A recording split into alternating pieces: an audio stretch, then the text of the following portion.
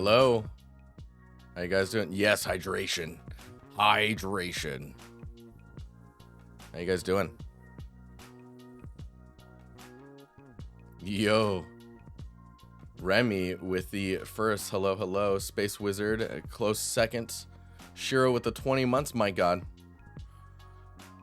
Alvin, how you doing? Swath, BTVR, yo. Yo, yo, yo.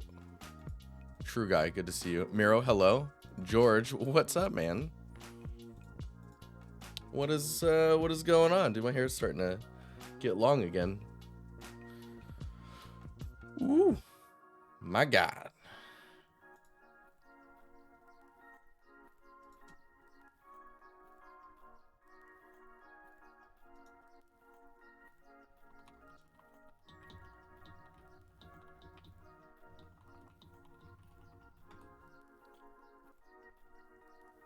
Cram, which one are you? Is it Janny?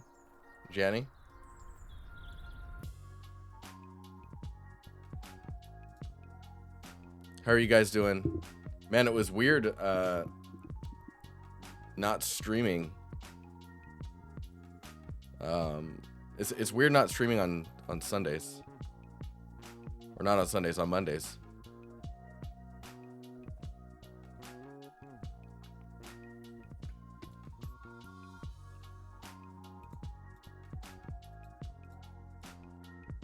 Oh, nice, George. Dude, congrats. That was quite the game. Quite the game.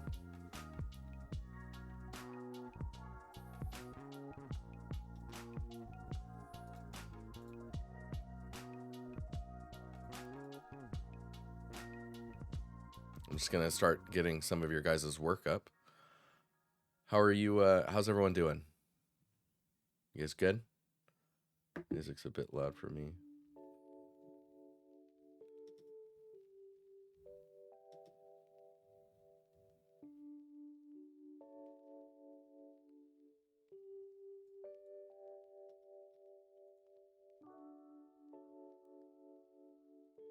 I'm trying to see if dude, they don't let you center click on images in ImageGur to get out of the. Now it says, what's up? Evening to you. Oh, I see. I'm missing something.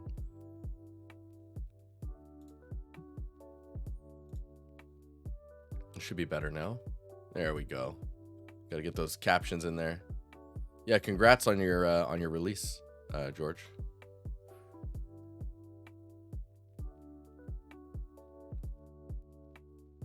New job this week at a film VFX studio. Oh wow, cool.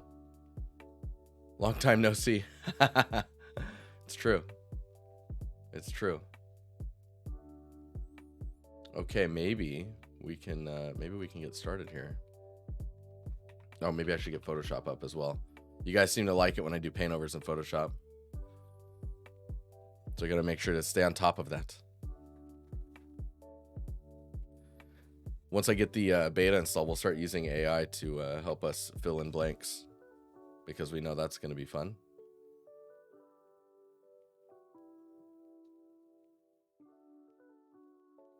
George is making moves. Dude, for sure. Discord critiques. Yes, Shokri. Yes. There's a channel for it, as usual. Just look up the stream critiques channel if you want to post something. Despresso, hey, good to see you. Welcome. You're very new to the server and also very active. It's nice. It's nice. Welcome. Polysocks, what's up? How you doing?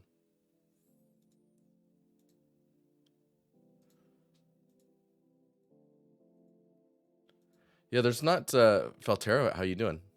There's not too many right now, but usually that catches up with me real quick. So I'm trying to take it a little slow in the beginning.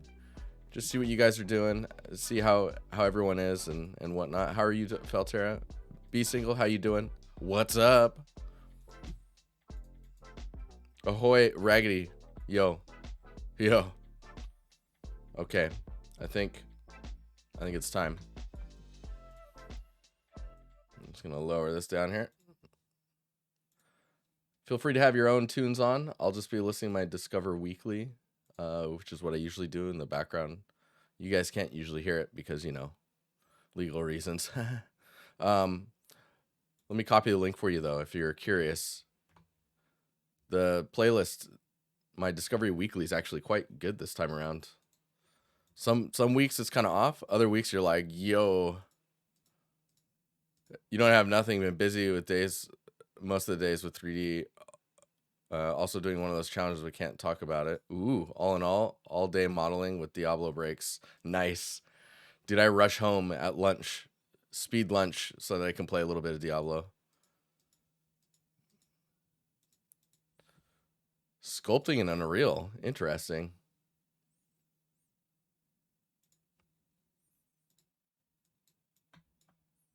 Interesting indeed. Okay, let's start this off. Well, hello.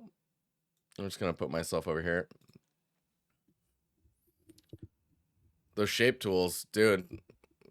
The modeling tools in general inside of in Unreal 5 are pretty nice. I like them a lot.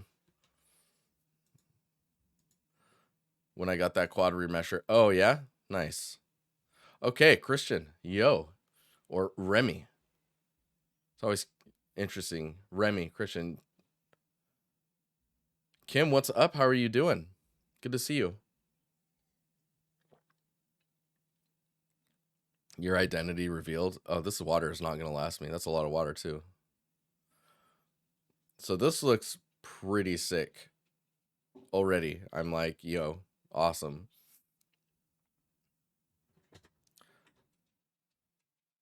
Hello, Madhu. So when I look at this shot, this one here is actually the most interesting to me, which is strange. The lighting is very lovely. It's got a good mood to it. But like, let's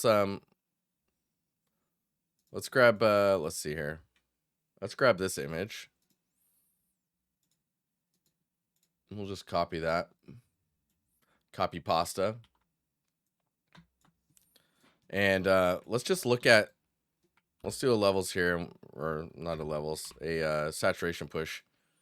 Just really turn it up and just look at what colors are blasting, just to help us understand how the lighting is affecting the image. Or not even lighting, but just like the color choices that you're doing. Lighting is a huge part of that, right? So elements that are close up, of course the water is a little bluish, right? But the elements close up are having a much like cooler value, and it looks like all your secondary lighting is cool values. Now it's becoming a Spider-Verse scene. True. So now that I've done this, it probably looks a little desaturated. I like the saturation where you have it at. Let's just play around with it a little bit and see. Yeah, but the vibes of this are really nice. And then you've got this like really cool paintings and stuff going on here. There's a little bit of brickwork happening that's popping through the like stucco, and then it really makes its appearance here.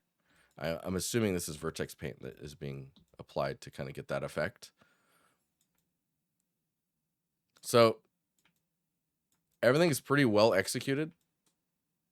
It's more about like trying to understand how to balance the scene. Your aim was to go for a Valorant-like style, which is usually on the lesser saturation. I mean, generally speaking, this looks good. Like, I like the color palette you're working with. It is a little bit less saturated, which is totally fine. Decals and vertex painting for the bricks, okay. And then you've got some ivy that you've placed as well. It's pretty nicely integrated also. There's nothing like, there's no crazy like harsh shadows separating stuff out, so it's very painterly, right? Let me look at the rest of your posts. So the thing I really liked was this shot, and I think it's just because a lot of the details are like there's a easier to process composition, where you can see like these details are up close, and then you have the details in the back that are, you know, just further back, and they're of different temperatures, so that it becomes easier to push the separation. Now when I look at these shots, I feel like everything is so evenly lit, it becomes very difficult to kind of understand or separate the scene out. It almost feels a little squished, maybe, but it's quite a tight little space. Oh, hello, Madu. It's okay. But yeah, I end up really liking this one because of that separation. Like the only thing I would say in here is maybe getting an edge to the back wall. That's kind of like molding around the bottom piece. That way you just don't have bricks meeting the ground. Maybe like this beam here, just going across. But let's just do a quick. Let's just copy this one.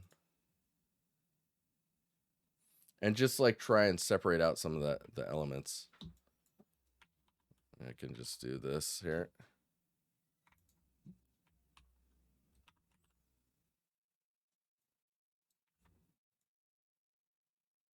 So you are doing a pretty good job of balancing your range. This curve in your levels is really nice. And you're going for a bit more of a washed look, right? So like even your shadows are a little lighter than you would expect. I'm just gonna pump that up a little bit.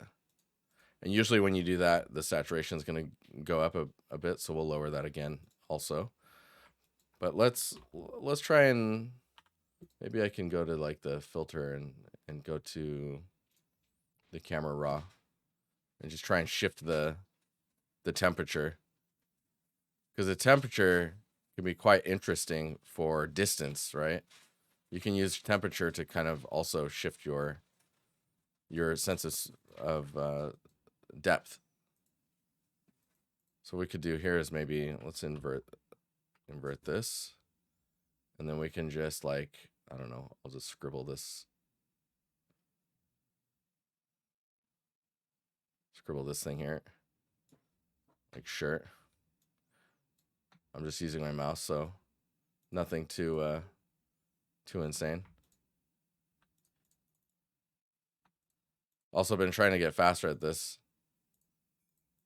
I'm not sure why I'm not using the AI stuff, but you know, whatever. Let's just invert this. And then let's do, so we push this. So there's a nice gradient of just kind of temperature shift. I'm a boomer, that's why I don't use it. I'm no boomer. I'm offended. Let's just grab this piece here. Because basically what I want to get is the bridge. And really make sure to separate it from the rest here. So if we do something like that, of course, back behind that stuff, behind the railing is going to be a little different. But just trying to get some dynamics in there that kind of push the scene around a little bit. I mean, let me see. That's a little much. Let me lower the flow. No, it's still too crazy. You don't want it to get too saturated, you know? But do you see, just like introducing, like you can use what would be like the shadows around the frame. Instead of using shadows, use that cooling effect just around the outside edges. And that can give you a really nice look that kind of pushes the dynamics of the color palette more. And all I'm doing is introducing more of this color to help separate out elements. So by having this popped out now, you can see this building has now separated itself from the backdrop also, right? Philip, what's up? How you doing? This can go a long ways, and I mean there's a lot that you can like see. This is all we've done. It's not all that crazy. We could invert this and just pop the light sources a little bit just to get some warmth back around the windows. But I like this feeling. It feels good. My partner's dancing in the hallway. But yeah, really nice scene.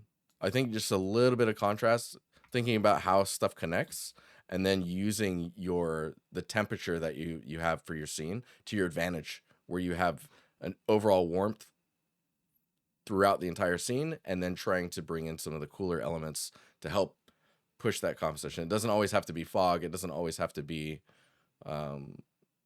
darker shadows and brighter brights. Like, see this side here? So now it's got this cool feeling to it. It's nice. But execution on the content, super solid, very consistent. I love it. It's just trying to figure out how to push it just a little bit further. Very nice. The other thing maybe you could do is each individual building, they all have their warmth, right? And you can see, like, you've got a warmth here. Oh, I didn't even notice these before. These little square.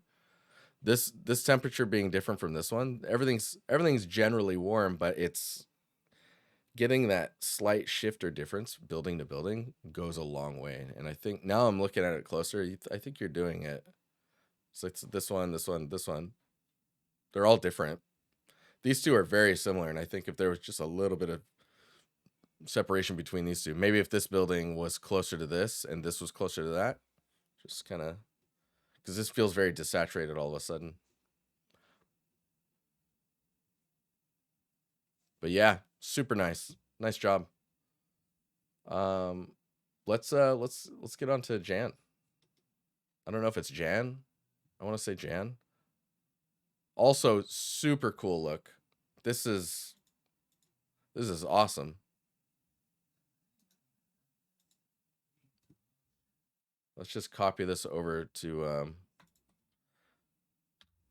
let's just paste that here. Is this? Oh yeah, no, we're losing frame. We're losing frameage. We just there we go. Oh no.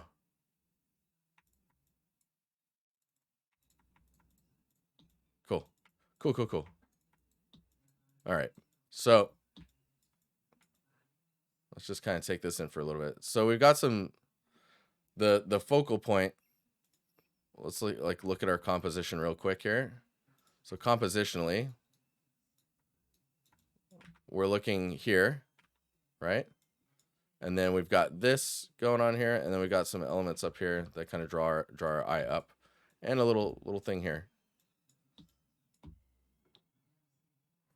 It does look like a painting. Super cool. I like the approach of the grass, like how that's being handled. So this is like, if you were to squint, this is how you're seeing things, and based on the size of the circles is going to kind of dictate what you're focusing on. And the size of the circles can be offset by, this is just physical scale, right? That can be offset very quickly by how bright something is or how dark something is.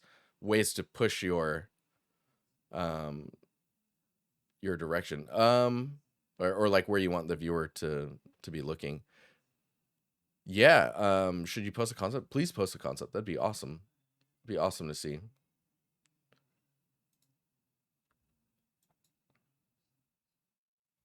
And let me just do this here. Man, you're really capturing it.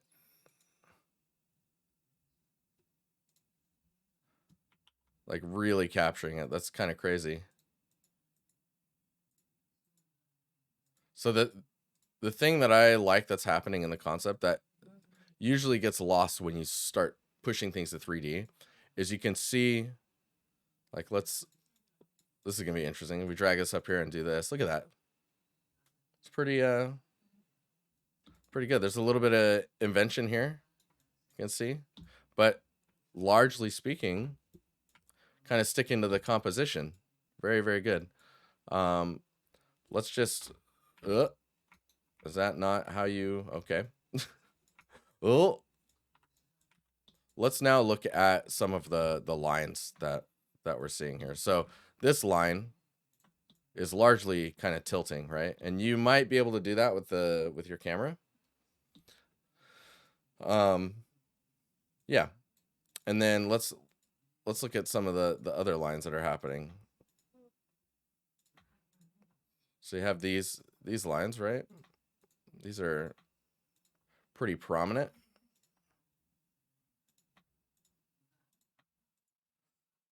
But one thing you'll notice is like see where these let's see where we can frame this.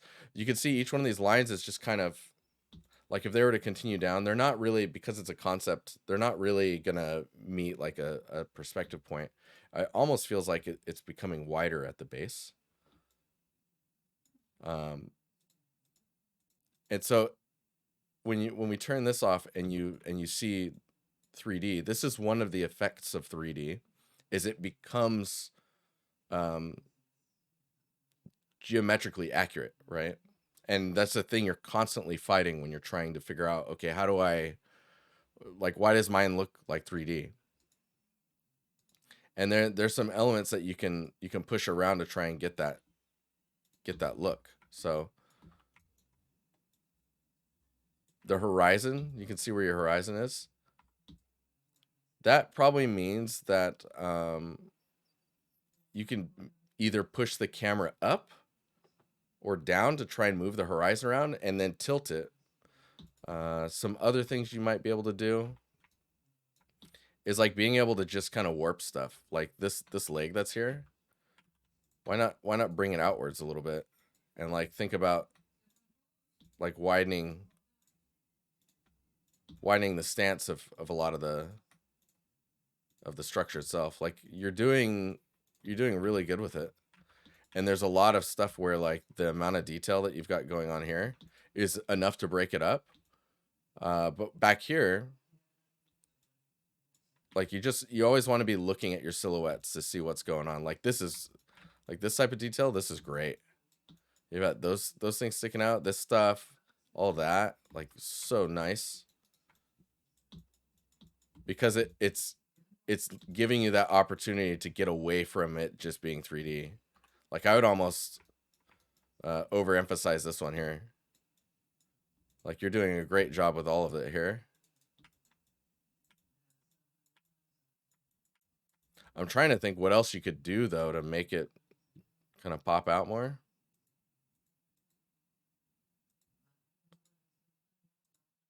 And yeah, it looks like you took some liberties as well, which is really cool.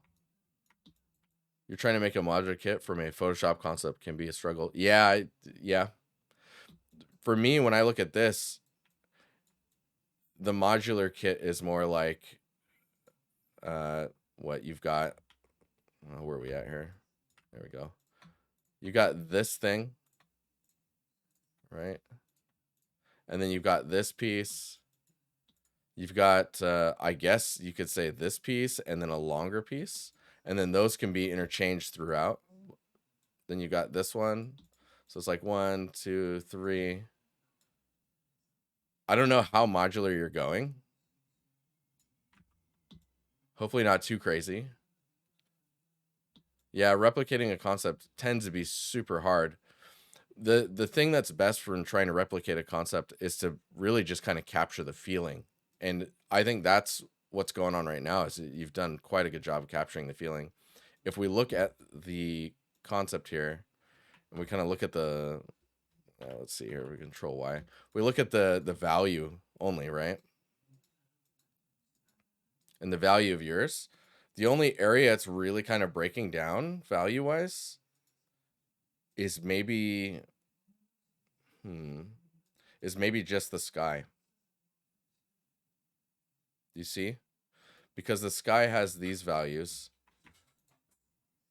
that are quite bright. Like let's go with like that value, and then you've got a lower value here. And I don't think they go any darker than that. Maybe over here? Yeah, not much though. And if I invert this, yeah, see, that's just the sky color. Okay. So if we hide that, this is probably the only thing that's kind of holding you back from getting closer to your to the balance you're shooting for. So if we bring that over here, you can see the temperature difference between these and maybe the value difference as well. If we bring it a little lower, it's closer. It's just value-wise is shifting a bit. So being able to push your cloud so that you can get those highlights and you can bring these values in would be good.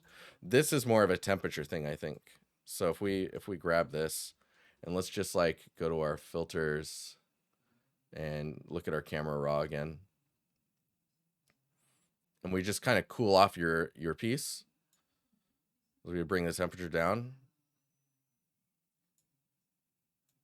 It's like, this is probably crazy too far. Am I like not able to preview this? Okay, I'm gonna go too far, and then I'm just gonna push it down. Let's see here. So that's, of course, too far. If we start to remove it and you start to bring the warmth back in, you can see we're getting a little closer to this value. It's a very specific tweak, though. And I'm curious now if, like, yeah, it's not really. Anyways, you can see what I'm talking about with the sky. The thing is like the sky is very blue, but the building structure needs to be not as cooled off, right? So we're like pushing this cool value. We need to make sure that we're not doing that to the building. Now, with all of this said, I want to say that this is super, super nice. We can probably just put a mask on that.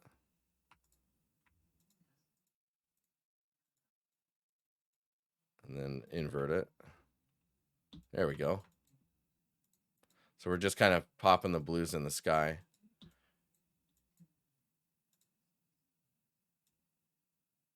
But yeah, it's really about getting your clouds to read the same way. Making clouds more custom, I mean, I would totally go for that. Like, because you've got these clouds, they're very painterly. I would just paint those and just get an alpha on there. And just put them on cards and move them around and get that depth. The other thing you could do is you can see there's a bit of a warmth when it comes to the ground fog. So you could add maybe like a warm value at like a height fog base. And as it goes up, it turns more blue, but then lower the strength of it. So that way it really like is subtle. But that fog will help you fill in your shadows a bit more with some warmth. And then like if we turn this back off, you can see your shadows could be a little bit brighter and a little bit warmer.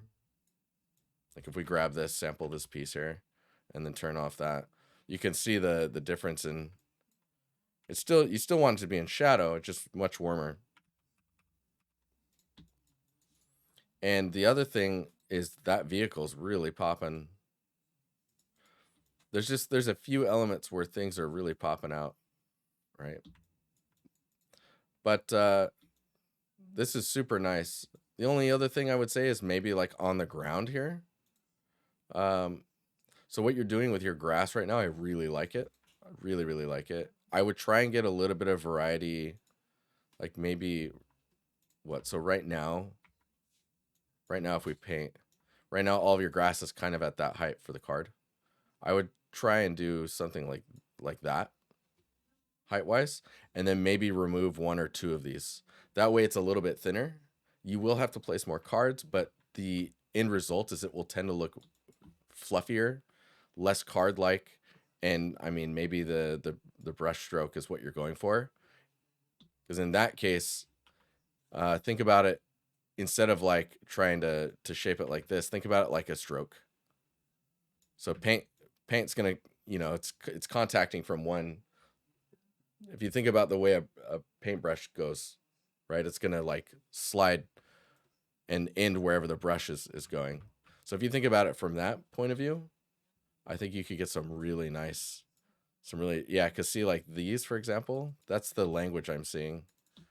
Like looking at the language that's happening in the stroke, I think is a key factor in getting that specific look to happen. And you'll see as well as it really tones down around the dirt area.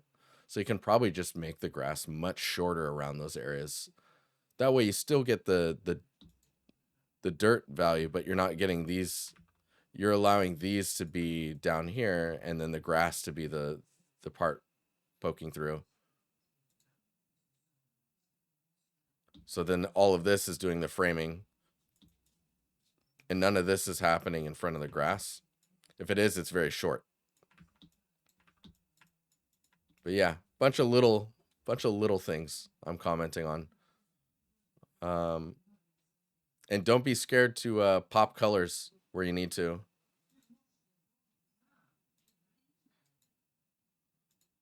Like when you look at the value up here. Where are we at here? If you look at the value of the yellow up here and look at the value here, so they're very close actually.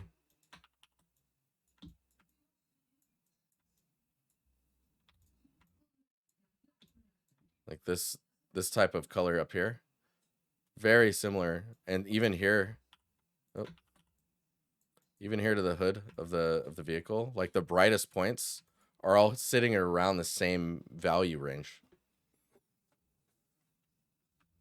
So keep that in mind as you're balancing. So that'll take you a long way.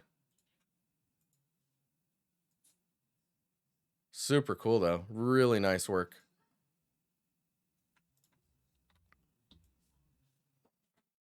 Trying to think if there's anything else I want to say about this. Maybe the windmill could be just a little bit taller. It feels strangely short. I think as well, the way you're treating the grass and the way you're probably going to treat your clouds, I would do that with the trees as well. That'll really give you the control that you're probably looking for when it comes to like layered colors. And I mean, you could use the same tree card strip, right? And then just use material instances and shift the value and the color and saturation to whatever you need. And you can just layer them as much as you want. You get some really nice results that way. But yeah, very nice. Very, very nice. Look at that. That's really sick. Thank you for sharing. Okay, Alex T. Where are we at here? Alex T is working on a hey, no problem. Really sick looking heretic texture and lighting tests. That's a sick sword. So you're texturing this and doing a lighting pass. So I guess the model was given to you.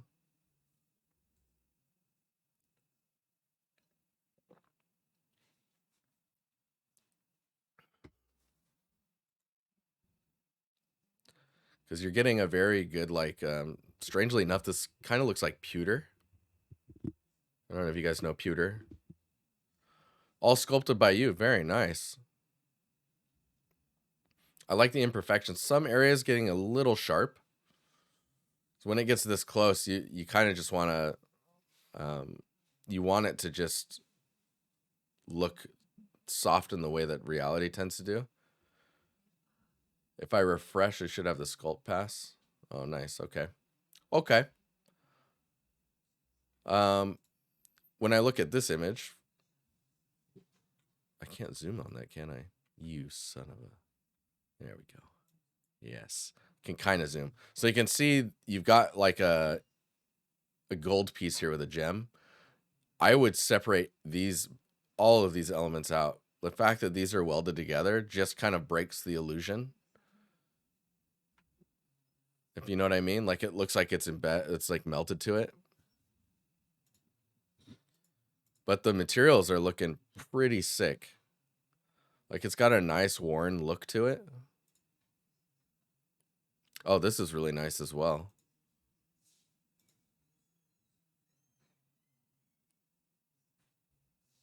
Is this like, what is this metal? Malachite? No, what is that? Pewter? You don't know pewter? Damascus steel? So, now I'm curious. Hang on here. We're going to pull this out here. You say Damascus steel. So the sword looks really nice. You said it's a test. Is it an art test or is it just you like doing the thing?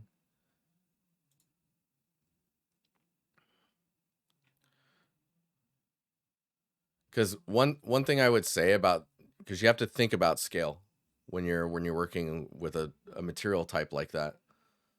depending on the way that the steel is pressed into itself, because it's folded on top of itself and continuously pressed and pressed and pressed.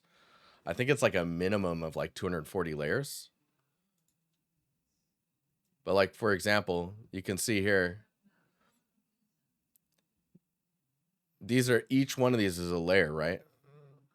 So thinking about those layers as like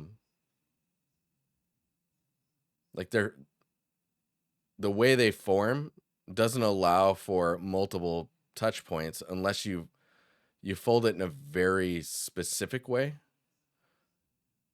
But usually a believable Damascus is going to be more of a scale specific pattern.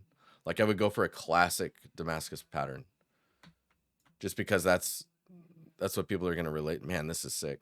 That's what people will relate to, right? And it'll help you with the understanding of scale. See, here it feels pretty good. Again, I don't know the size of the end of this, so if it feels like maybe it's too much.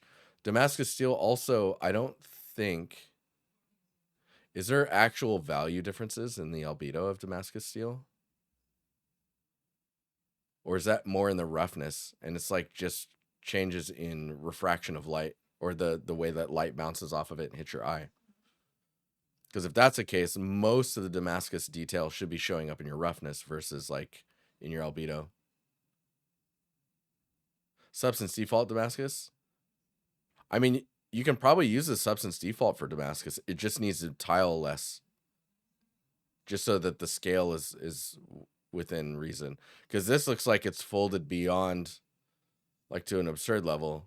And the fact that this is sculpted separately to this, but the pattern is passing over, you have to try and get those to, like, is this supposed to be one piece of metal? Is that even possible? Can you sculpt Damascus after it's been folded a bunch of times? Like, I have no idea. But those are the questions I would ask when it comes to the patterns and where they continue and where they fold. Because I would assume maybe it's better to wrap this, like that would be its own folded Damascus metal, and then it would be wrapped around the handle, wrapped around the bottom of the hilt here. And so the Damascus pattern would be going left to right. But yeah, dude, these sculpts are pretty sick, man. There's a very consistent scale in detail.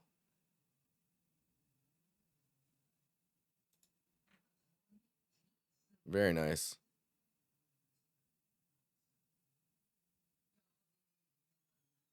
Yeah, the fact that you're looking at like forging videos and like how Damascus steel is actually created is great. That's a really good sign. Super nice. I don't have much comments for this other than the scale stuff that I was talking about. Um, I'm a big fan of this. This feels really nice, this material itself. And I also like that there's some gold elements in there. The other thing I wanted to mention was this one. I actually like this render with the lighter background more than the dark one. But the thing I really like is the introduction of the color inside of the, like, same with the gold here, right? You're getting this kind of these gold elements inside of the metal. It's really nice. Really well done.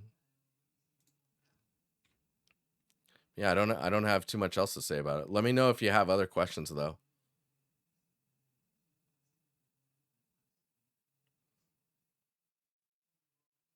All right, Space Wizard.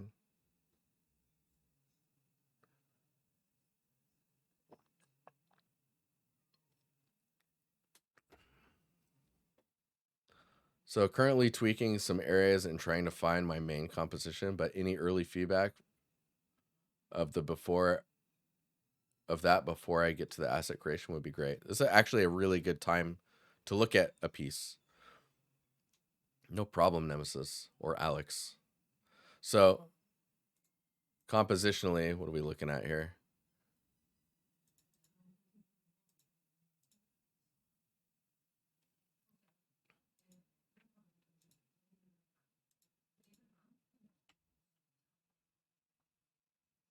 So I'm a big fan of this angle of the three. if we go here, let's just like, oh no. So I'm a big fan of this angle. Think about what you want to be framing or showing, and that should dictate a lot of like how you want to present this. So right now it's a very like the frame is very wide. I would go very cinematic with it. Maybe something like this. Some stuff that is sticking out to me that maybe is intentional or not. I'm just going to highlight it. So we got this line, we got this shape here, right? And then we've got this and this. So there's a couple things to like kind of process when we're looking at like what's sticking out, what's like what do you want us to be looking at, right? So these are the lines that I'm drawn to. Oh, there's a waterfall back there. So for me, I would either not do that waterfall or imply it in such a subtle way that you don't have to burn time on making that waterfall work for you. You just enough for us to go, oh, it's a waterfall, and that's it, you know? So really interesting with the twisted trees as well. Is this a specific planet? Like what's the do you have references for this?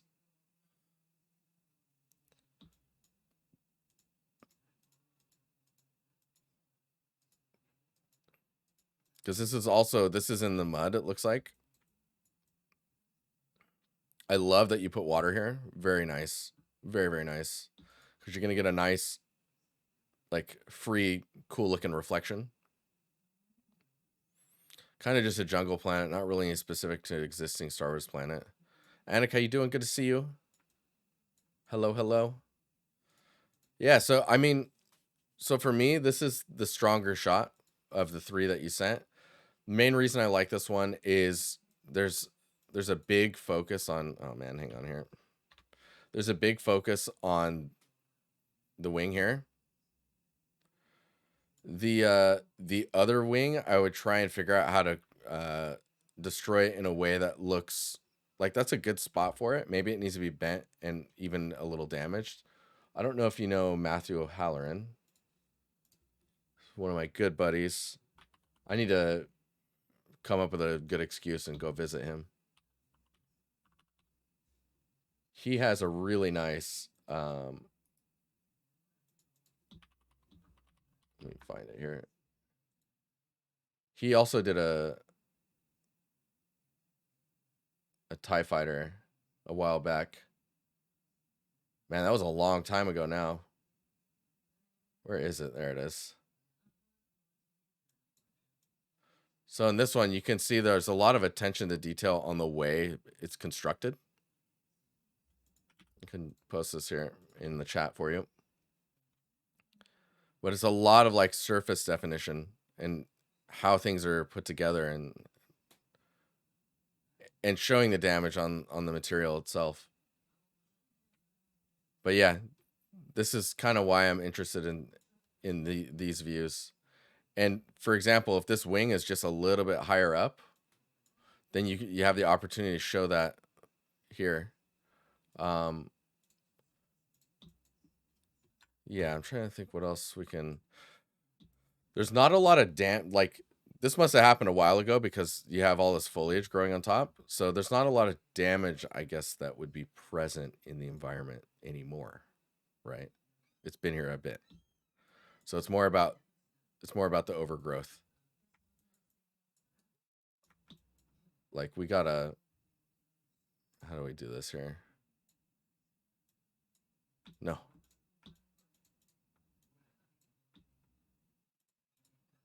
So if you do, we get that inside there. And maybe like this one here. Nice, thank you.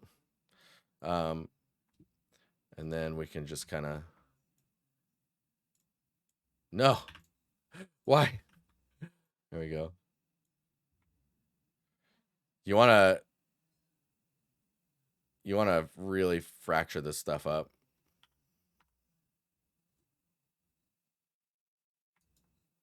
I'm doing this in reverse.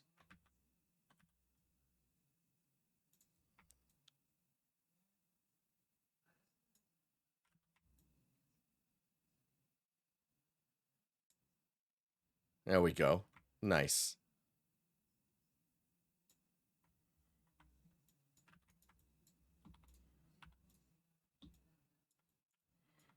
Because like you think about like all the damage that can be happening and all the wear and tear, getting the you're gonna want to get all this like green stuff kind of dripping down this, all the little moss stuff that's built up and grown inside of little crevices.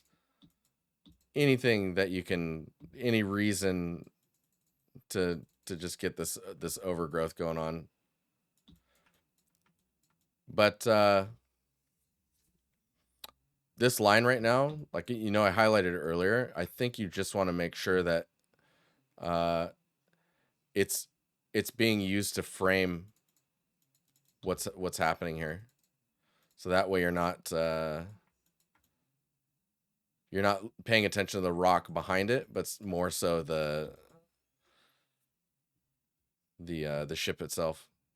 The other reason you want to be pushing green over here is this gives you the opportunity to have like the balance of like if we let me see here. No, come on. So you can do that. You can get all your warm values over here and all of your like greenish cool values down here.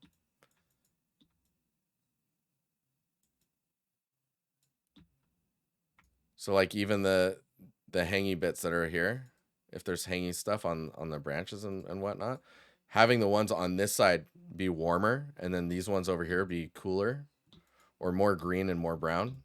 It's gonna be super nice.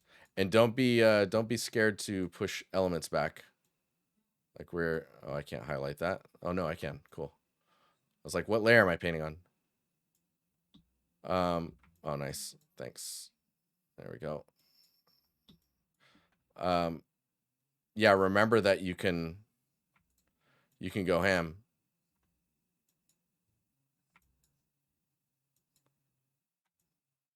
I'm like, wait, what's happening here?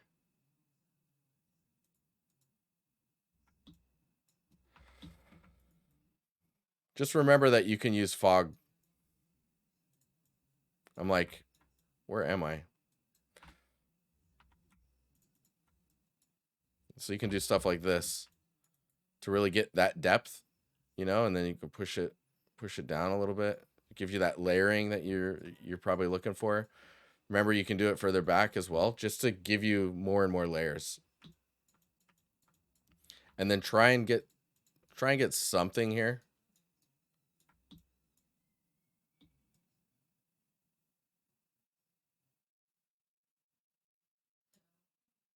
You can see how world maps do it. It cuts the top perfect rectangle stretches. I don't know what you guys are talking about. But yeah, where are we at here? Getting some foliage that's nice and close to just kind of like give you some framing. It's gonna do some magic for you automatically. And you just blur it as well, of course.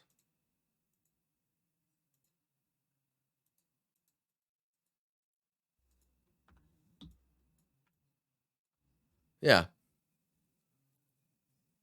This is gonna be a cool scene, man. I can see it.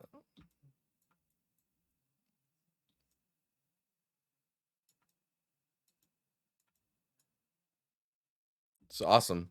Yeah, I'm looking forward to this. This is the shot I would do. I wouldn't worry about anything else. If you want to do an animated thing, I would just get this moving without the camera moving. If you wanted, you could have the camera really close to the water looking at some plants and then like slowly pan right and pull back to reveal the ship and then you're done. You don't have to worry about how good the waterfall looks if it's in the back there. You can just focus on the ship and the foliage that kind of connects it to the rest of the environment. You're golden. You're golden. Super nice. Super nice. Let me see where we came from on that.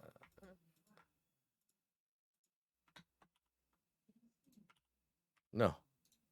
I was supposed to copy the image.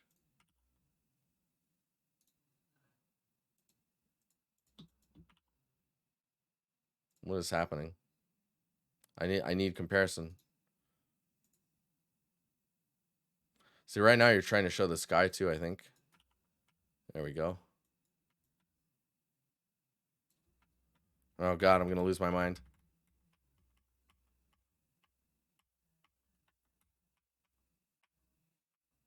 There we go. Okay. Yes.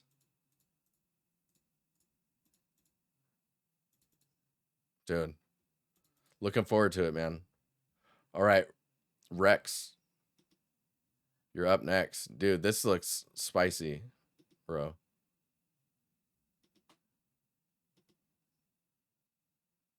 Oh, you can give me all the buffers too? Oh my gosh. Stop it. Let's take it in. So, detail wise, super detailed. If we look at the albedo only, there's actually not all that much going on with the, like, I'm trying to figure out what the material is. Oh, hang on here. So yeah, first I'll highlight what Frank is saying is it's extremely difficult to understand the scale of this, especially with the leaves being as small as they are. So I'm assuming it's very large, like very large.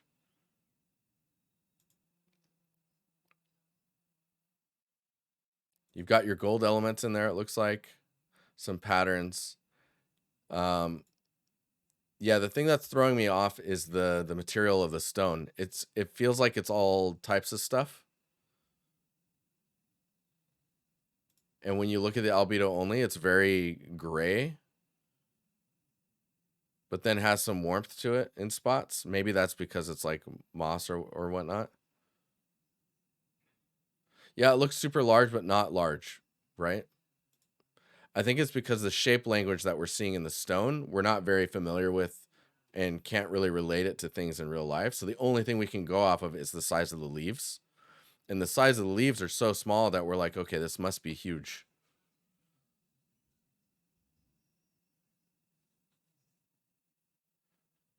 Jay Lee, dude, with the stats, an ivy leaf is about the size of half a standard brick. So that has to be 50 to 75 feet tall. Yeah, it's a huge pillar, huh? So it's like a small building. So what I guess understanding the, man, Jay Lee, that's you just have that knowledge just locked away in your brain. I love it. It's pretty big. It looks really large. I think when you work on ivy a lot, oh, interesting. Interesting. Uh I think for the details of these spikes on the top, they probably need to be larger if it's like supposed to connect to a ceiling, right? But I mean, I think you just need some sense of scale. And maybe it's just a matter of making a few pots that can be around the base somewhere just to help you understand the size of a pot. And that alone would give you like vases and pots and little containers and stuff. Maybe some broken ones or something. But that will do a ton for understanding scale. Some of the other stuff I would say is that the ivy feels a bit like shrink wrapped to the pillar. Like it doesn't really feel like it's coming out or growing outwards. It's climbing and staying really close to the pillar. I love it when people give measurements and objects. My dumb brain cannot comprehend 8 centimeters, but oh yeah, I know it's the size of what the size of a brick is. It says 5 to 10 centimeters on Google. But I think I need some higher res images to see like, Because I think for me, the feedback would be that the stonework, material wise, is too, like, there's too much going on to allow you to. It's stopping you from appreciating the modeling that has happened here, the sculpting and all the details that are actually in the sculpt. So it's very busy.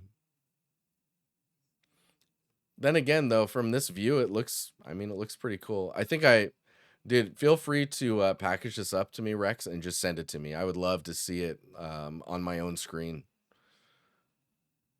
And yeah, I can get back to you if I have any feedback or ideas for how to make this stronger. But number one, I think is scale.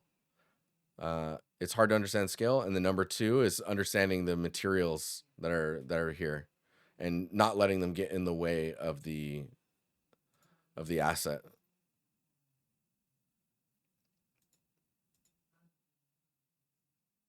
You could maybe in the roughness get a little bit more contrast between either what's happening on the stone or the ivy itself being a little bit more popped out in the roughness. Just so there's more like surface play happening on how things are being received lighting wise. But yeah, super cool. It's nice to see you dabbling in the stuff that I am constantly staring at. You're about 200 Pringles tall? That's pretty tall. All right, Frank.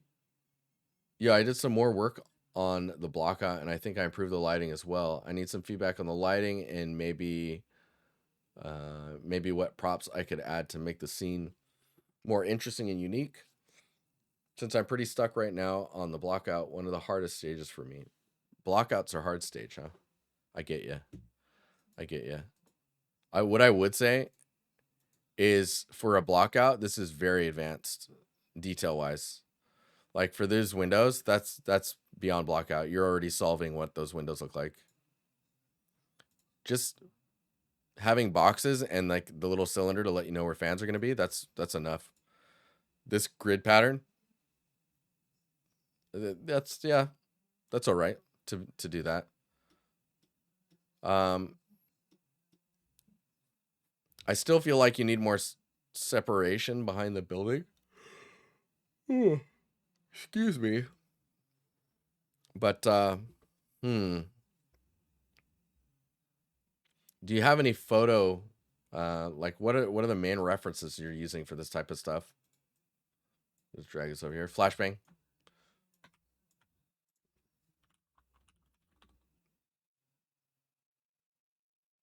Some of that light is dark. It's definitely quite dark. I mean, from this view, it's not too bad. From this view, of course, it's yeah. Let's give me a sec. All right. Let's bring this into the Photoshops. Man, I'm excited for that scene. So if we look at your range here, of course you don't want it to be blown out like this, right?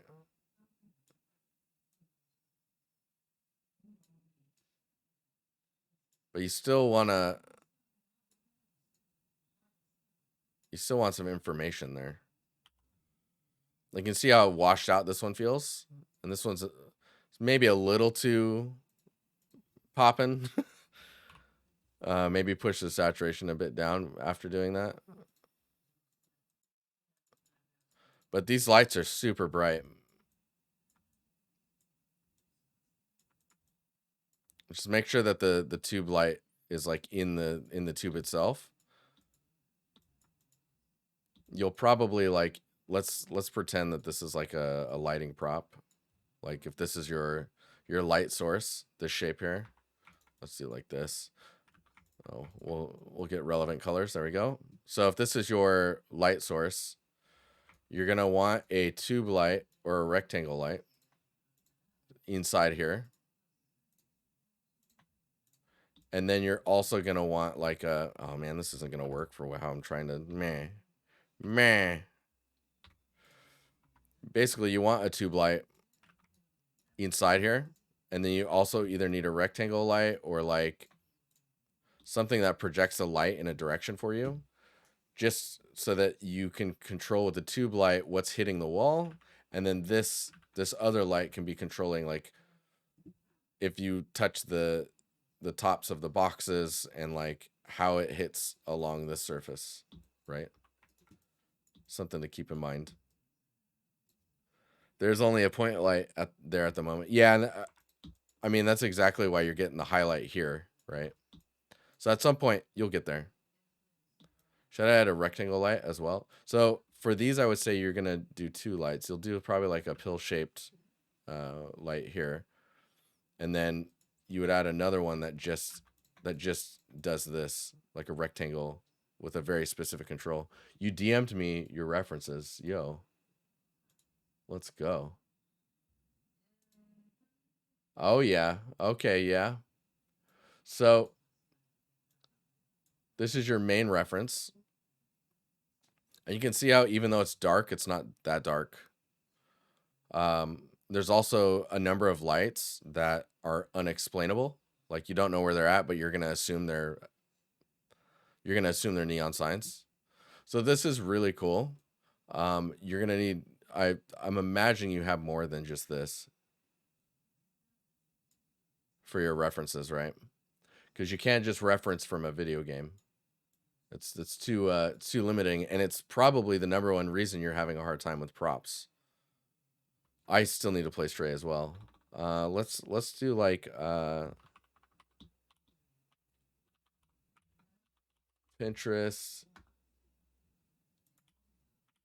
I don't know, streets in Japan. Maybe can get us somewhere.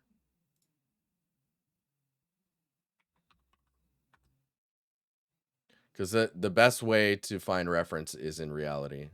Like, what would it actually show up there, you know?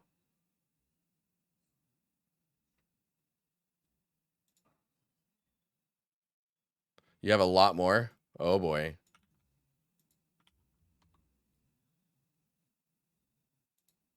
Oh, nice. This looks familiar. What's the, there's a photographer, I'm forgetting his name for whatever reason, that does, like, street photography.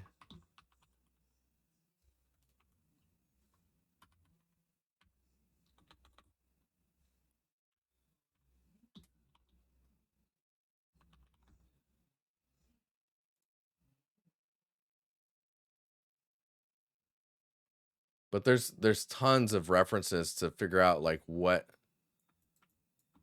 goes here? What's along this edge here? What goes there? Like this little story here with the bicycle and the little boxes and crates and stuff. Perfect. I don't think it's Henry. Let me see.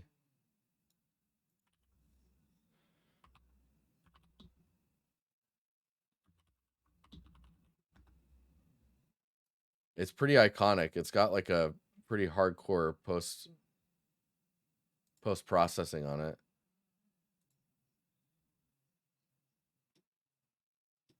I don't it's like it's usually neon related. You get a lot of stuff like this.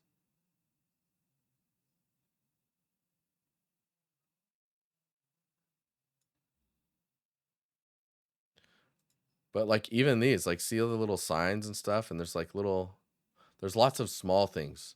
The other thing is don't hesitate to go like ham with wires and stuff. Think about that like a kit, like how that can be, where wires can be drawn. And also, you know,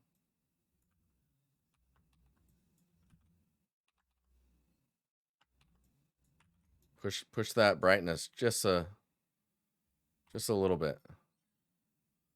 Just get some separation in there so we can see a little bit more. By the way, the neon sign means nightclub. It's like an underground nightclub there. Oh, dude, nice. I'd go. Sounds fun. Madu's all about it. My God. Hopefully I didn't scare anyone. um, but yeah, I mean, a lot is here now. I would get some rough estimations of like value, color, and roughness, and if it's metallic or not. Yeah, Mario is all about the party life. He's like, club? Underground club? Did someone say underground club?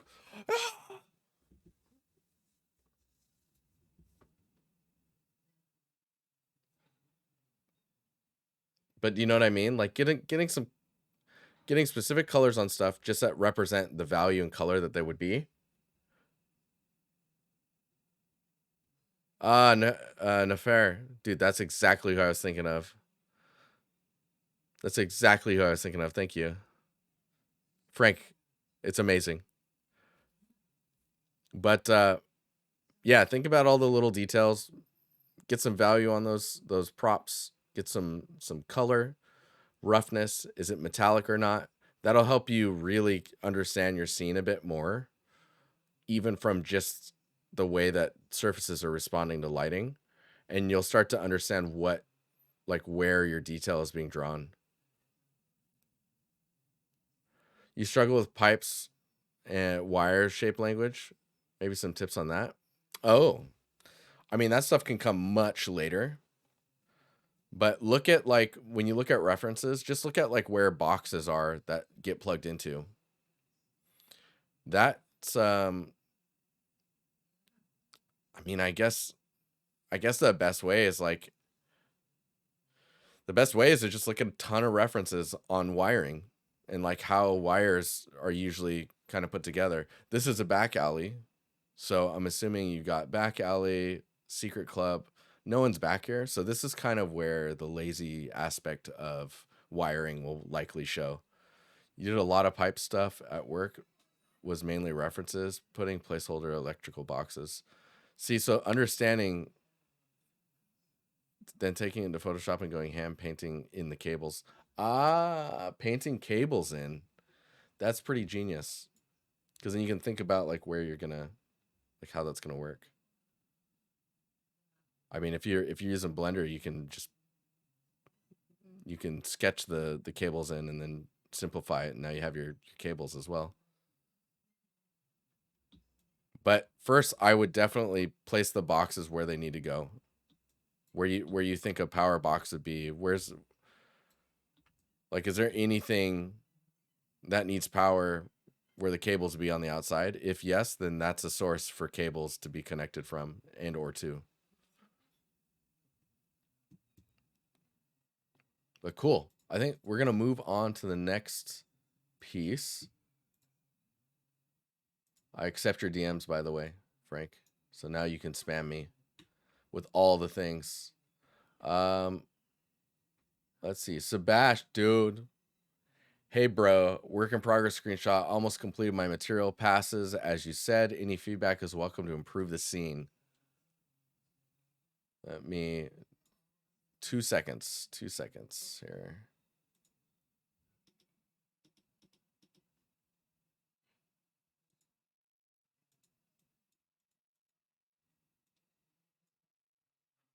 So this is looking mighty fine.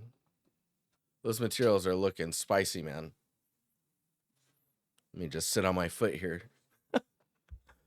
So this is looking great. I'm fairly certain I know your references. Oh, look at that damage. So with that damage there, I assume that if this is, I don't know what material this is, but I find it really strange that the inside is very similar in color. Maybe something lighter.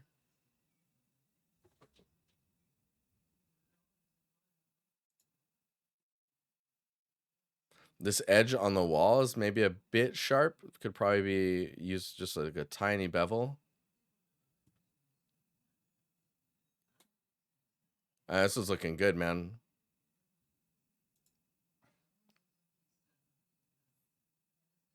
The environment that you're reflecting outside feels a little strange to me. Like, I think it's the angle of the shapes makes the perspective feel strange.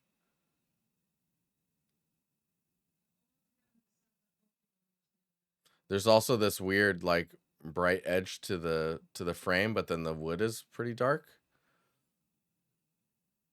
Yeah, it feels like there's a massive city outside. Definitely. The railing looks really nice here. I think I would try and go with like so the wood banister here.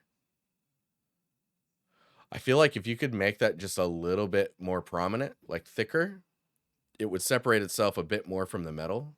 And then think about how the metal would become dirty or aged. Like instead of it being generally aged, you could think about it from like, okay, the bottom is going to get real dusty. And then the top surface on like on the normal, on like the Z would get a little dusty, right? And then the rusting and aging kind of happens from contact points and very specific points, uh, either where they're contacting or where like moisture can kind of soak in. So right now it's pretty uniform. Man, that wood material is looking sick.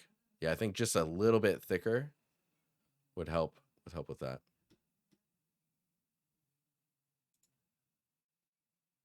That gets really dark down there. I think if you had a small doorway open and you shined a light through it to just put a cutout of a light coming into the space, that would be really nice. Xpia, how you doing? Pleasure to meet you. Um, this is yeah. uh, I think my favorite stuff right now is like this upper area here and like this ground piece here. There's a lot of work going into the details down here and just not seeing it quite yet, given the angles. This is also, I'm a big fan of this spot right here. Everything is so like soft and integrated. Um,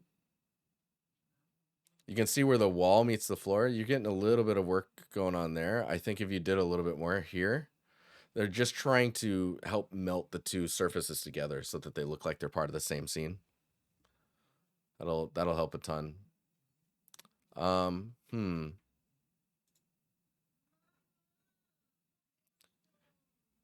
There's some dirtiness you've got going on the wall. Beat me to it. Nice, nice, Jaylee. Um, Anywhere you've got laser lines, think about a solution for that. Which I think right now you're looking at. Previously, you were looking at leaves. Madu's going ham again. He heard club. Uh, you can use leaves or just debris to help kill those laser lines. The other thing I would think about is in the material of the wall, either in the shader or like, I guess it would be shader. Try and get a gradient happening where like the base of the wall is maybe a different value or a different saturation to the top of the wall, just so that there's some breadth of surface change as it goes from bottom to top. It gives you a nice kind of breakup that you can work with. This breakup on the wall is very strange to me, where it's like it's a very clear like height.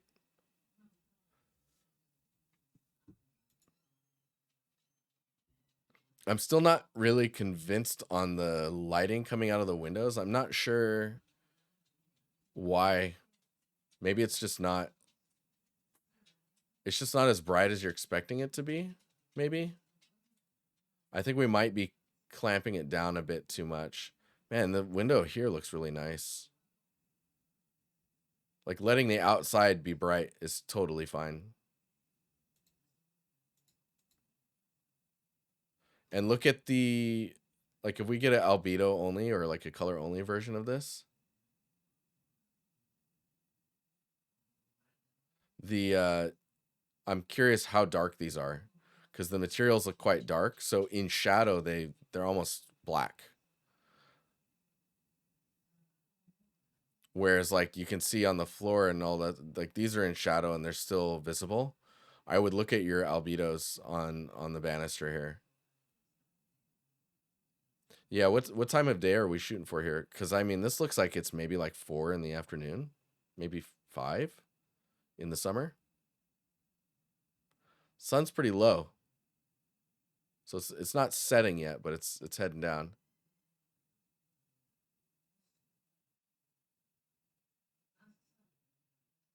Yeah, some shots have different times of day for sure. Or they feel like they do. Yeah, this one's a different time of day as well.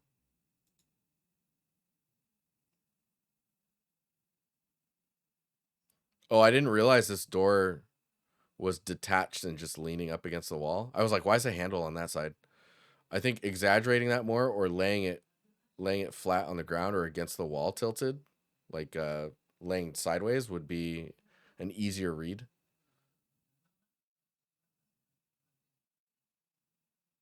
Because like if I was like to put that back up but not repair it, I'd probably lean it up against here or like inside against the wall in there.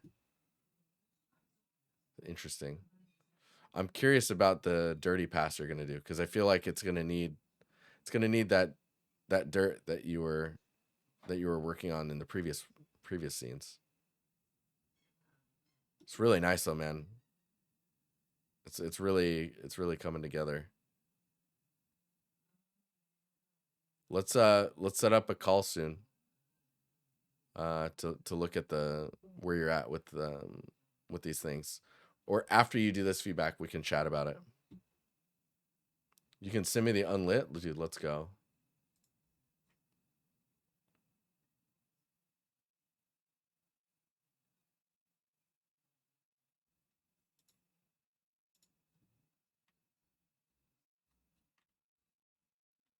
Okay,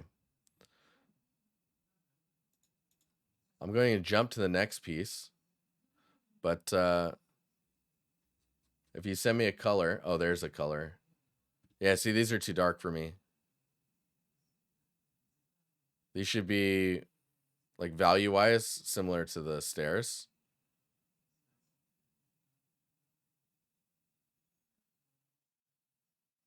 You'll notice a big jump in quality of your shots with the banisters, especially in shadow. All of a sudden they're gonna look more real because they're not just dark pixels.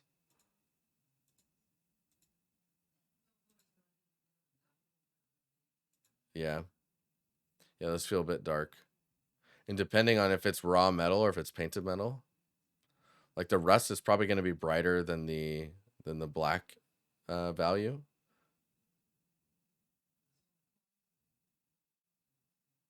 But that's the benefit of PBR, right? Is you can get all of this kind of balanced. Ooh, Jay Lee. Yes, link that up. I'd happily share that around. But yeah, really cool scene. Super nice, and it's definitely it's heading in the right direction. So much like little micro storytelling stuff going on. Okay, let's hop to Matthew. Matthew's been going nuts with a mech. So I'm in the wrapping phase of this model. Just would like to see if you have any last minute things to add. Anything helps. Not textured yet. Colors is just to help me with the ref. I can go last. Something came up and I'd like to be present during the critique. That was an hour, 40 minutes ago. Let's see if you're in chat, Matthew.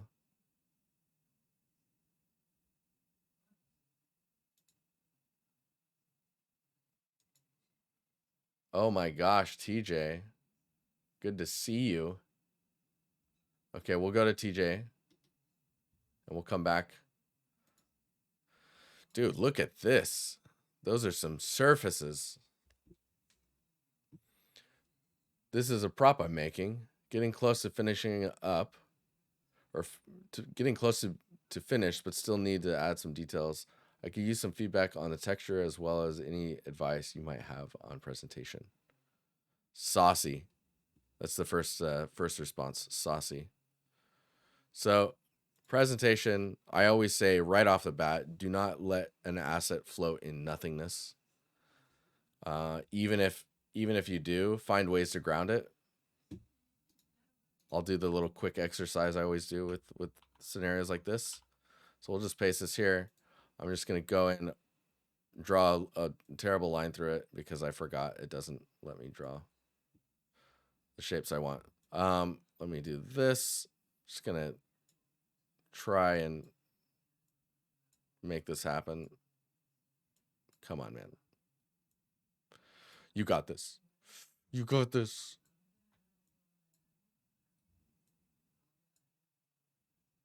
Wait, what? Am I doing this in reverse?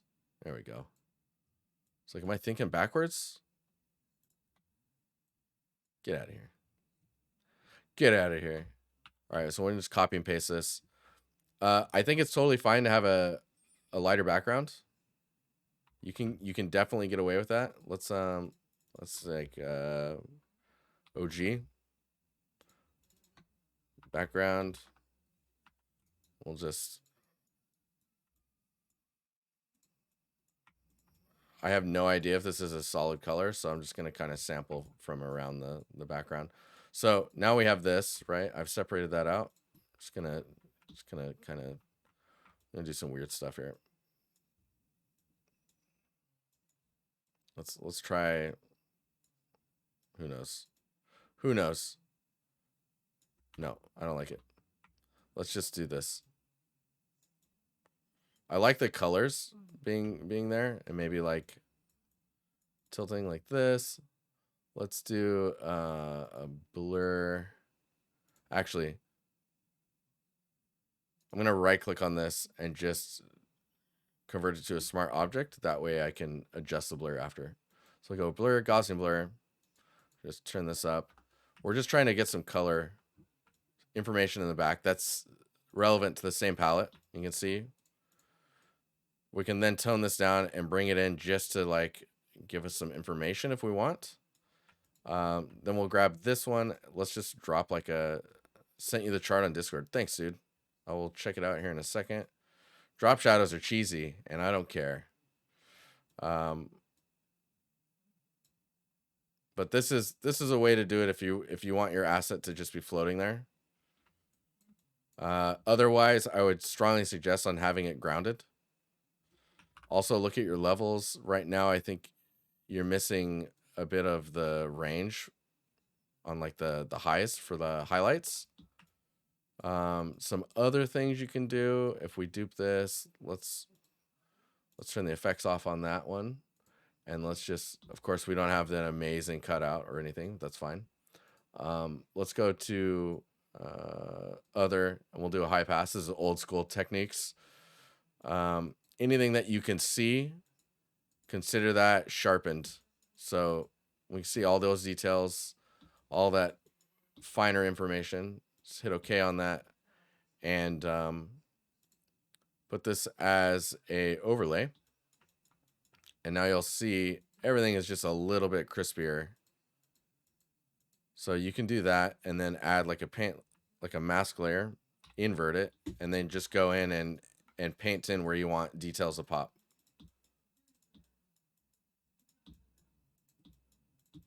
Maybe text, maybe these really sharp, crunchy areas.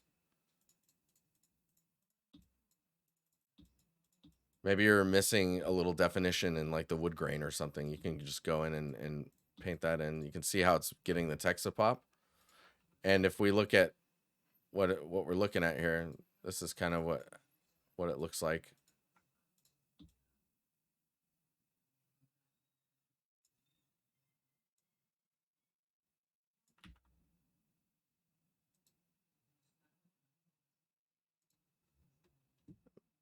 Macbeth chart. Oh yeah, dude. Dot nod. That's a really good chart. But I mean, this is one way to get your asset in a place where it's a little bit friendlier for presentations.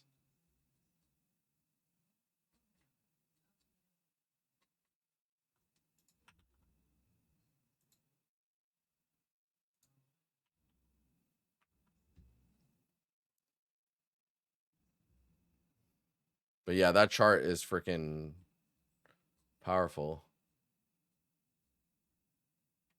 It's only going to get more useful as time goes on as well with the way materials are heading. Thank you, Jake. Okay, it's 9:28. We've got 2 more. I might end the stream a little early, depending. We can take some questions as well if you guys want. So I'll do Despressos. Poya. Oh yeah, I didn't see yours, Poya. I'm applying for a job, for some job offers, environment and prop artist positions, and seeking for overall feedback on my last piece. Let's look at it. Oh yes, I loved this piece.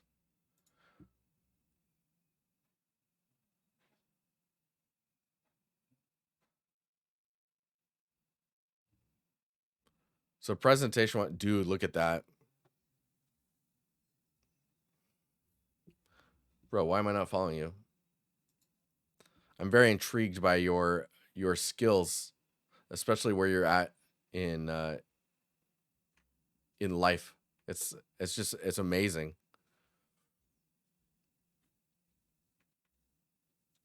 Yeah, so these details are super nice.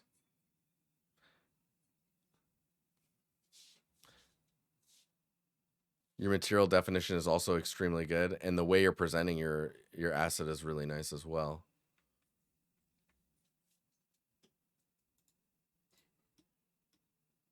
I would say if you could do anything. So this looks a little blurry. This looks a little blurry, and I'm wondering.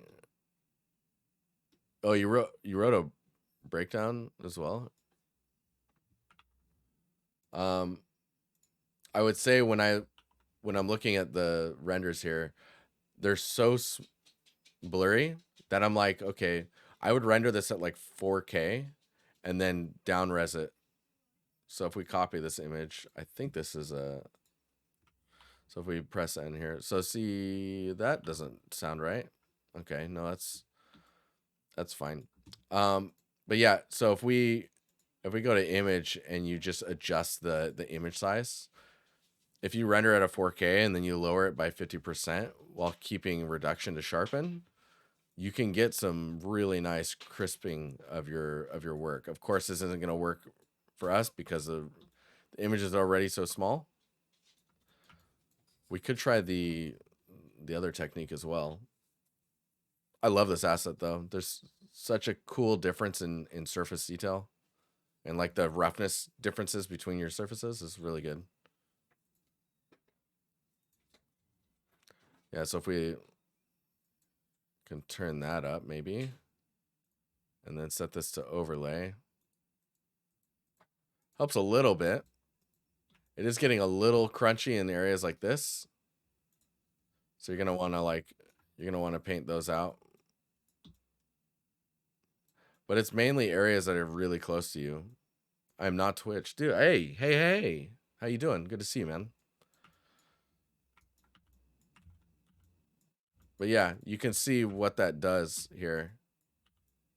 Like look at the difference there. So nice. Just notice the tiny heart. Yeah. Yeah. It's cool.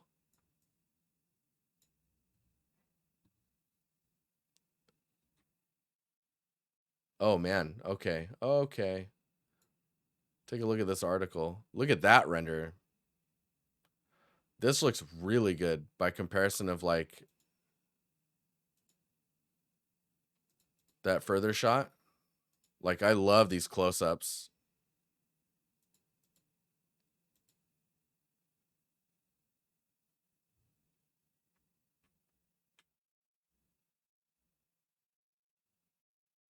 Low poly. Here's the sculpt. Dude, love the colors you're using as well.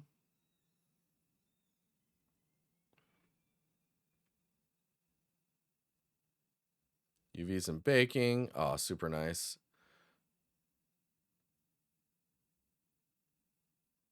You look at you beast. You beast. Oh, and then the Empire shout out too. My God. This is a really nice written article. Rage. Super cool. Man, that's great. I'm like, oh no, where did the Like, where did it go? There's a crossbow there. There we go. This is very good. I love this shot here.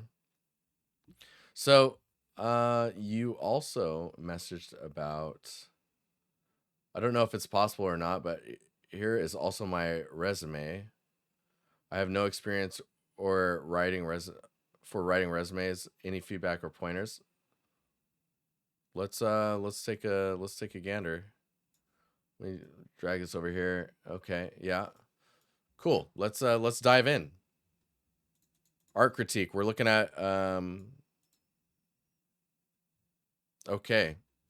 Experienced 3D artist in game design with 3 years of expertise in optimizing assets. I would say asset creation, optimizing assets, or asset creation, optimization, and optimization within Unreal Engine 5. Just putting the 5 on there helps like show your relevancy, or like that you're understanding where things are at currently and you're diving into the nitty gritty of it. Link to the ArtStation portfolio. I would maybe put that up here. And that's 2 years, not 3. I wrote it's false. Very good. So this is product visualization, freelance, 3D artist. Yeah, I would say a minimum of 3 points that really like are like the main highlights of your work given what you were doing. Then you've got some education. This is good. You're just rounding up. Nice. Key skills, 3D modeling, skilled in modeling. So I would say key skills is it's interesting because I when it comes to these types of lists of like key skills, I want to say that you should be focusing on highlighting things that aren't too technical, but at the same time, it's good to highlight some of them. So, like, let's say key skills, instead of a list here, maybe like three rows or 2 rows, and the second row would be things that are like common knowledge, right? So, of course, 3D modeling, of course, UV mapping. Trim sheets, maybe that's something that could be in the column on the left. Texture creation, like PBR understanding. Making crossbows, key skill. Asset optimization, effective asset optimization. Shader knowledge, so Unreal shader knowledge. So node-based material creation is maybe even broader, because then you're not limiting yourself to Unreal. You're saying that you understand just the concept of node-based material creation. Yeah, putting software there would be good, definitely. Interest at around 20 years old, I began my journey of in the world of 3D art when I was 17. My passion lies in creating realistic old assets, which is a huge. This is amazing.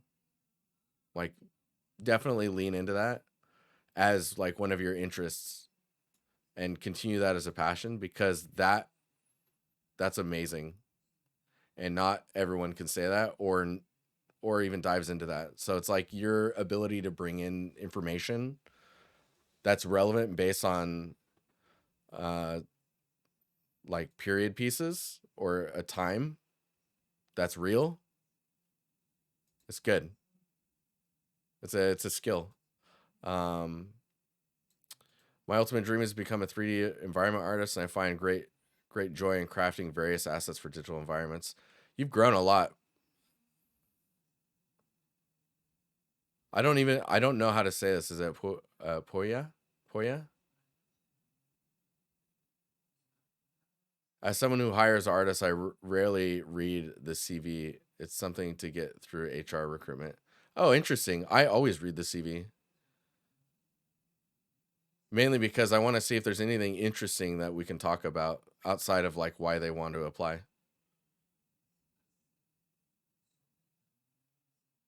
I do, Frank. I hire as a lead.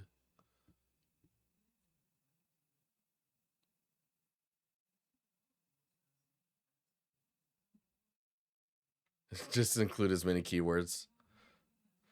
So generally, I would say this is pretty good for someone who is just getting in, just getting started.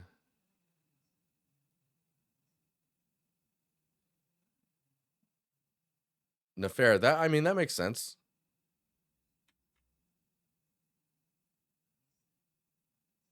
How do you even get promoted to lead? It's people get there in lots of different ways. Depresso. Let's get to yours. Life of P demo is available. Oh, really? You know it's also available. Diablo 4. Um, cool. Let's take a look at Despresso. Okay, so there isn't much to critique because there isn't much there. Okay, yeah, cool. But I wanted to ask for some tips on filling up the environment. I'm not really sure what to add there, or what to add in there. It will probably be a chapel corridor or a dungeon. I don't know yet. Wonder what direction it could take this in. So this is very early, right? And it's figuring out what you want it to be. Make that decision. A good old barrel's never failed anyone. But make that decision now. Like, do you want it to be a chapel or do you want it to be a dungeon hallway? Like chapel corridor, dungeon crawling hallway. Once you make up your mind on that, references to the max. Like we're talking like I don't know, let's start with a minimum of 50 references heading in that direction. 50 references that kind of align with the stuff you're looking for, the space you're trying to replicate. Because when you know what you want to build thematically, then you know what to search for reference wise. And references will answer like 90%. Why'd I go backwards? 90%, 95% of all of the assets you're gonna need. And they help like quantify and give detail to like what you're in a logical way, what you want to have in the scene. Yeah, so references are going to be key. Also in your blockout, figure out where there are doors, things like these straight lines. These are laser lines. Madu's having a blast out there. Um, these we call these laser lines, and these are basically straight lines that go, "Hey, I'm geometry, and I'm like a simple geometry." You want to watch out for those. Don't be scared of them. Just be aware of them, and then you can figure out how to get around these props that you figure out that you want to block out for the scene. Just do simple block out. It doesn't even have to be this detailed.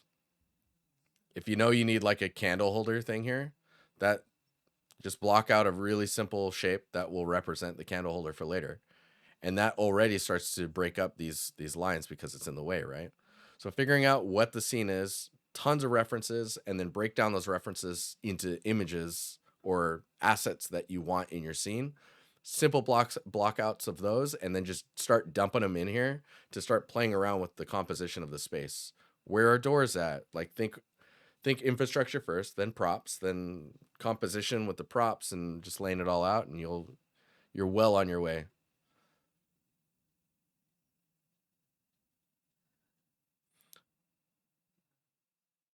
You got like 5 references only right now? Yeah, I mean that's totally fine.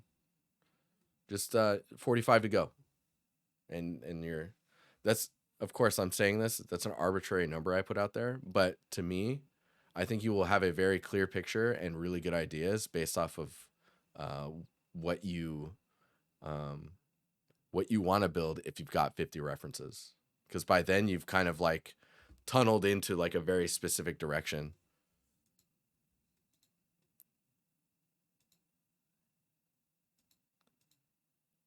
Music and Pinterest, my guy, and you're solid. um, can I still put pictures for critiques? Hawks, what's up? Yeah, we've got one other person to look at, and then I can look at your stuff, and then we'll probably get out of here. Does that sound good?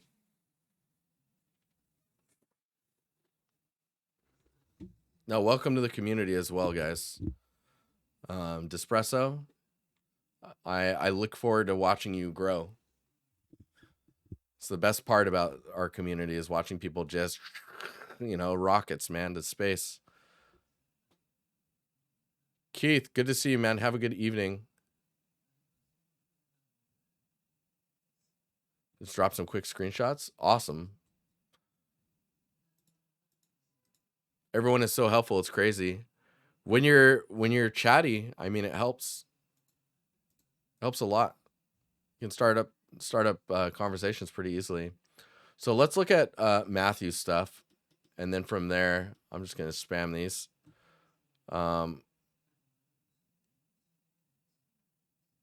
Man, these are cool. So in the wrapping up phase of this model, would like to see if there's any last minute things to add. Anything helps.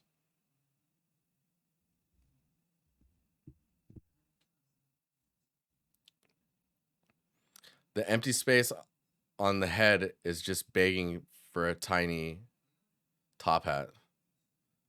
Dirt and AO. Always dirt and AO. Do it. Dirt and AO.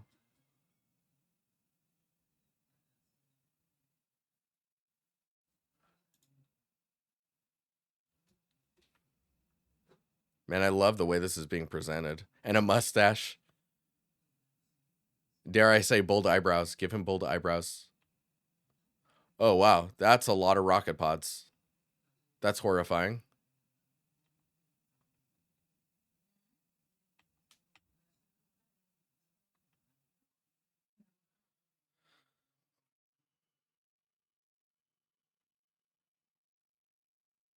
I'm looking at all the details, trying to figure out if there's anything particular.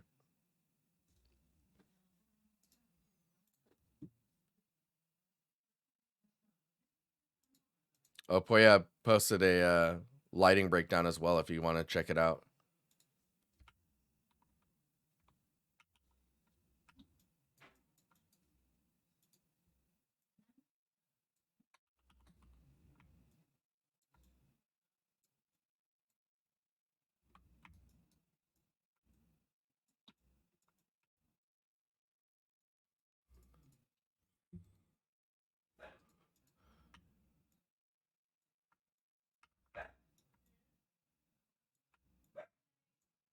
Trying to figure out if this is a good.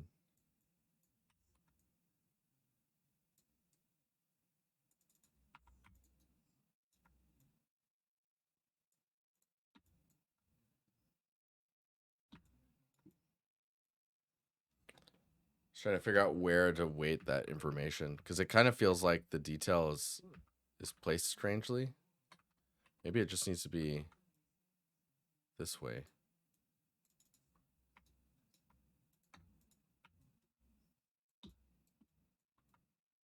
To look at that, turning it upside down, and all of a sudden it looks like it's sticking out. I'm not sure. That detail feels off to me though.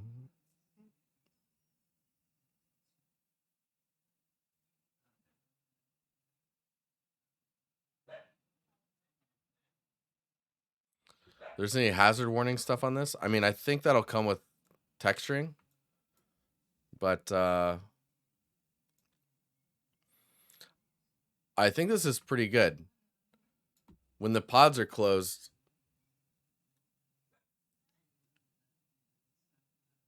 okay, here's one. So this bevel here, that bevel, I need better. Come on, give me the what's happening? What's happening? It's an eraser. My God. Okay, so this bevel here, that bevel should be consistent throughout the scene or throughout your asset. So like for example, up here, that bevel, I would try and match this one or this one. One really good tip I would say for hard surface stuff is try and have 3 bevels, 3 sizes. So you've got your small, your medium, and your large bevels, and every bevel that you have needs to be one of those 3. So they're like a set size for each one. This will help with consistency and help like give you like this bevel inset here. If it's the same as this, you get a much more consistent kind of physically correct mechanical understanding of something. Let's see what else we got here. The ratio of detail is pretty good. I would argue that you might even be able to get away with like, let me see here.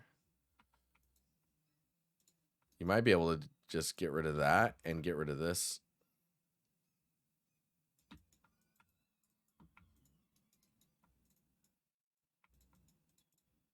Like painting a car. There we go. Terrible. There's a lot of space and open detail here. There's opportunities to figure out where you can put panels and like insets for things that can be unscrewed and opened.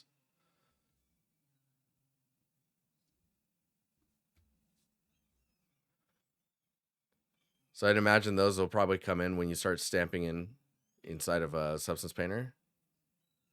Then from there, it's really going to be about material definition, because generally speaking, this looks pretty good.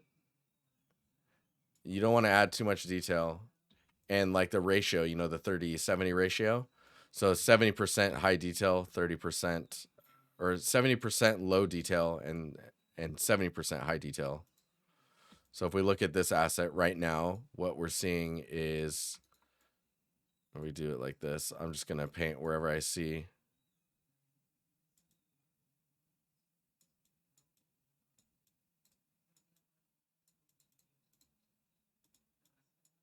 So this is all high detail. I would argue that you could probably lower it just a little bit more, and you'd be in a pretty good spot. You want to try and get that a little bit lower. I wish there was a way to like calculate ratios of high frequency detail. Hey, thank you for the Prime Gaming sub, Velson.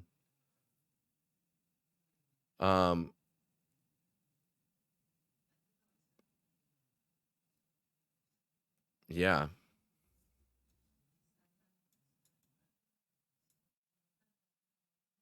First time to the stream. We are like right on the edge of getting ready to get out of here. But I would suggest going back and looking at the stream, or like the previous stream.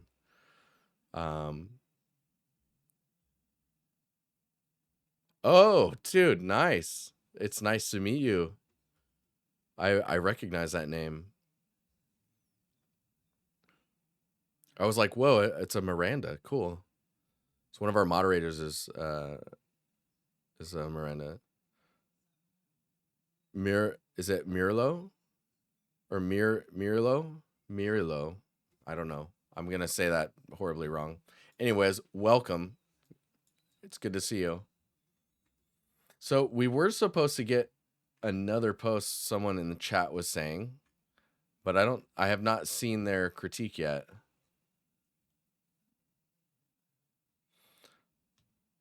Personally, so Jay Lee says personally would look at the Horizons mechs and see what they focus on.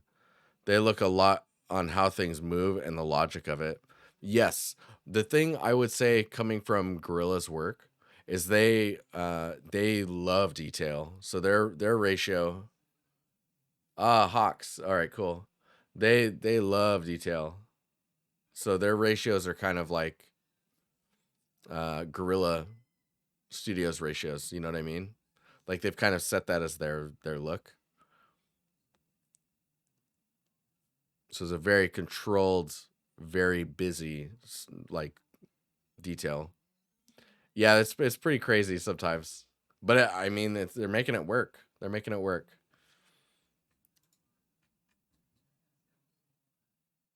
But Hawks, are you knitting in the Discord? You did a couple robots for Gorilla. Interesting. What do you think the ratio is of high detail to low detail?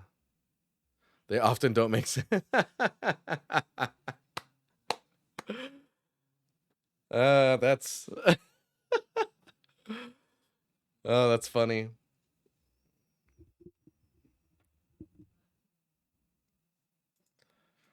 The important thing is that they look like they function, and that's definitely the more important part.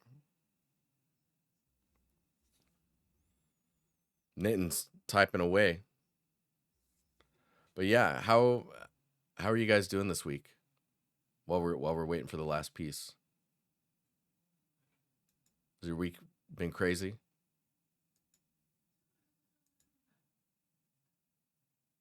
They solved their 70/30 using textures. So before textures, it's very flat then, right?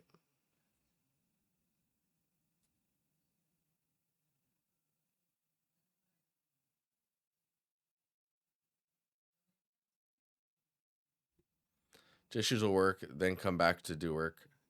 Anxious. Oh no, Jay Lee, don't be anxious. Aggressive typing. All right, so this is kind of last moment. So I grabbed screenshots from Substance Painter to show. I am hopefully crossed out, done with the blade. Still working on the rubber handle. The lighting in Substance isn't great, so a bunch of stuff looks so dark. Apologies for that. And the reference. So below is the reference. So this is your reference. Oh man. Oh my gosh. Wait, is a reference 3D? You should find some reference that's relevant to this type of blade as well, and that'll help you uh, with defining the materials. Because, I mean, generally speaking,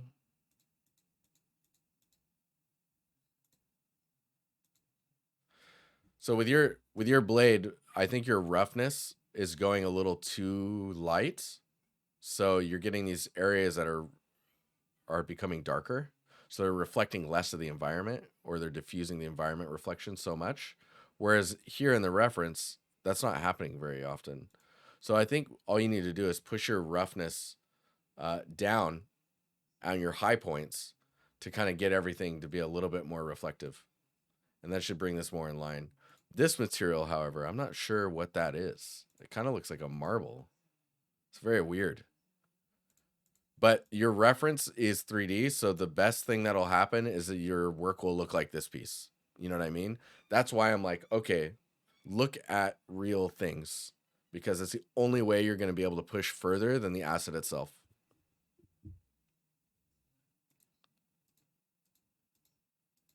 So as long as you've got a ton of reference for stuff that already exists in real life to assist you in getting the materials to look a specific way, then you're golden. Modeling wise, it looks like it's there. To me, like, if I'm going to be extremely honest, this model and your model, it feels like the only difference is rendering. Like you're saying in Substance Painter, it kind of looks funky. And in this one, I don't know where this is being rendered from. Maybe it's just in the game. But like, maybe a little bit more geo here. But as long as your reference is game art, the only quality bar you will hit, unless you have more references, game art. You know what I mean? That's why I usually tell people to avoid uh, game art as a reference unless they're trying to recreate it as the game, if that makes sense. Have to step out. Hey, Jay Lee, have a good one, man. Thanks for hanging out.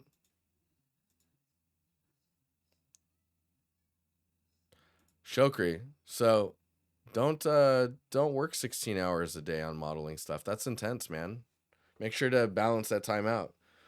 I wouldn't want to like go, man, this guy is crazy good, and then hire you, and then you burn out on your first week because now you can finally rest.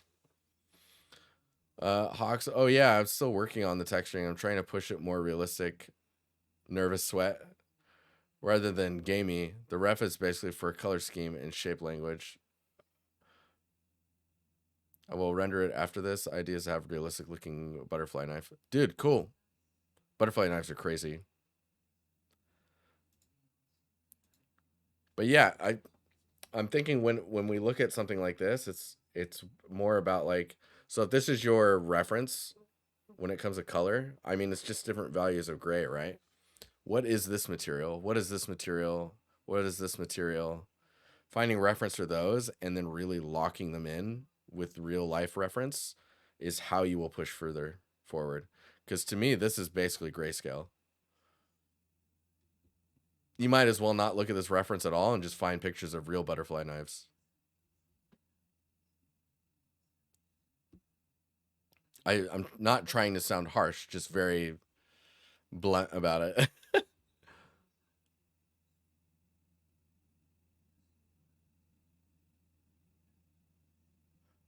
It's mandatory, of course. I'm managing stuff for that challenge. Next week, I'm sleeping. Falcon, what's up, man? So, Falcon, you're not Matthew, are you? Because we just did your stuff. I waited an extra hour for you, man. But don't worry, you can just rewind and check it out.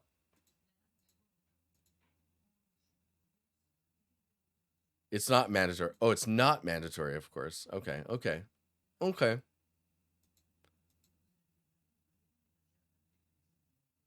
Did you pick up your sister? Dude, good job, man.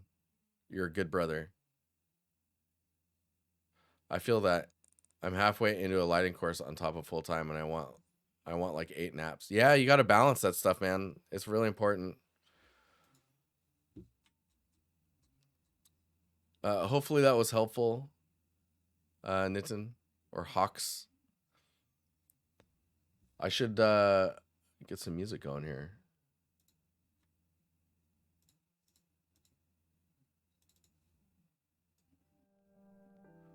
All right. You know what that means. You need to go down to 4 hours from 16. Dude, I went to work at 7 this morning and I was like, I'm here very early. I wanted to get some stuff done, you know, before the meetings kick off.